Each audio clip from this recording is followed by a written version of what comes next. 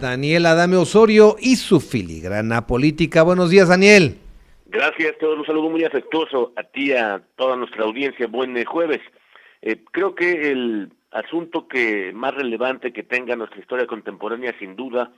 será el conjunto de elecciones. Es verdad que tendremos, pero no hay duda que la elección presidencial del 2024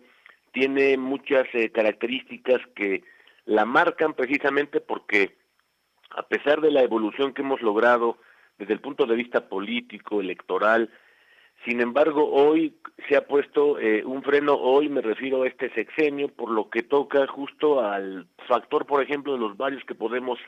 revisar en breve. Tiene que ver justo con la idea de que no serán del todo equitativas, como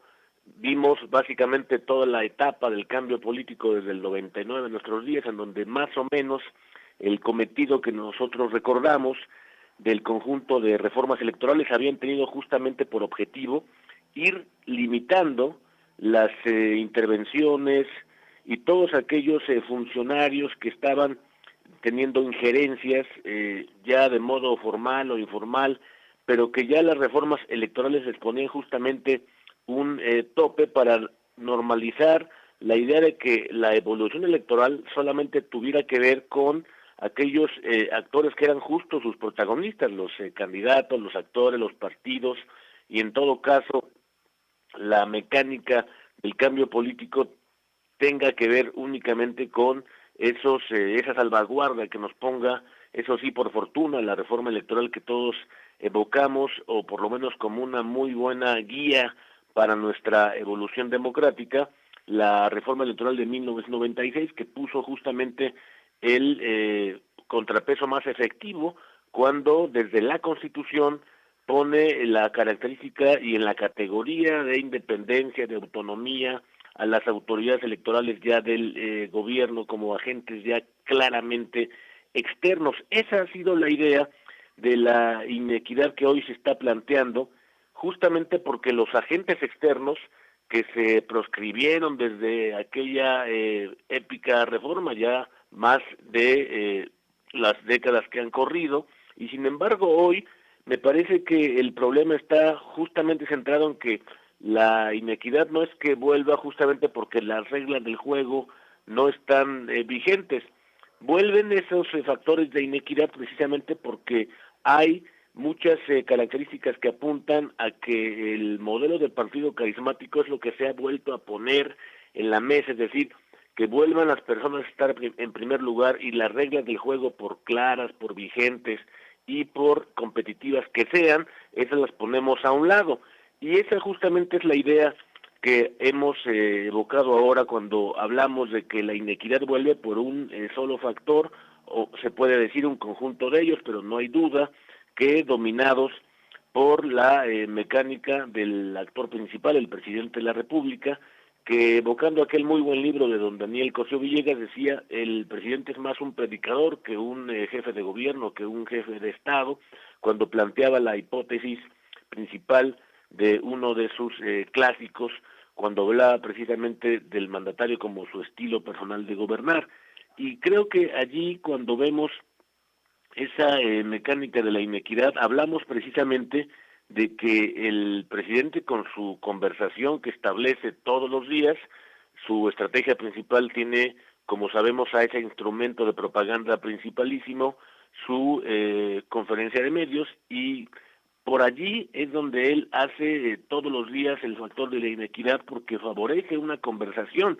de un lado y pone en predicamento o en riesgo justamente la competitividad. Cuando hablamos de esta palabra quizá muy elegante, nos referimos justo a aquella expresión en donde hay una práctica efectiva de la competencia política tal como la concebimos, que unos actores siempre tengan, digamos, como característica principal únicamente a los electores, los candidatos, los partidos y las autoridades electorales, y que todos los demás agentes externos se queden fuera de ese juego porque no les corresponde. Y es allí donde desequilibra, el presidente hace un desequilibrio en el sistema político, lo pone en riesgo, justamente porque esa conversación va enfocada a que no tenga el carácter de autonomía, de independencia, toda la conversación pública. Lo que es peor, plantea la idea de ir apuntando hacia la continuidad con cambio, como le llama él, como jefe electoral de esa campaña, digamos la del oficialismo, que no hemos terminado el cambio y por eso vamos a poner, después de este vamos a poner el segundo piso, justamente para no tener que abandonar la opción de cambio y que en todo caso los del pasado son nosotros, los partidos históricos, los partidos convencionales, y creo que allí el caso, por ejemplo, de MC que hemos visto en los días anteriores en su crisis de gobernanza pasada y también es presente, porque el tener la idea de que su propio dirigente nacional ponga que van a tener candidatos hasta el mes de enero, habla justamente de que, por un lado, en la parte legal tendrán sus 90 días reglamentarios de campaña, pero en la parte política habla justamente de la ausencia de personalidades en torno a ese partido movimiento, y quizá vamos a ver ahora cuál va a ser su estrategia respecto a que si seguirán o no con el presidente respecto a su estrategia de dividir el voto, si seguirán o no con él en esa idea, porque hay que recordar que el propio MC no postuló candidatos en Coahuila, en Estado de México, básicamente con la idea de acompañar al oficialismo en esa estrategia. Y también yo creo que la parte más notable de este asunto que nos reúne respecto a la presidencial de 2024 tiene que ver precisamente con el factor de la equidad o inequidad, y allí me parece que el obstáculo lo está poniendo precisamente la jefatura del Estado, poniendo por encima a una conversación que favorece únicamente a una de las partes. En todo caso, Teodoro, me parece que lo más importante es el plebiscito que se va a apuntar hacia la elección. Cuando le pregunten a cualquier elector, se puede llamar la pregunta: ¿usted quiere más o quiere menos de este gobierno? O quizá también la pregunta pueda plantearse, como dice el politólogo Gabriel González Molina: ¿usted quiere, con la idea del gobierno, más resentimiento, con la idea de las oposiciones, salir adelante? Me parece que esa es una de las maneras de entender el plebiscito que dirá sí o no a este gobierno.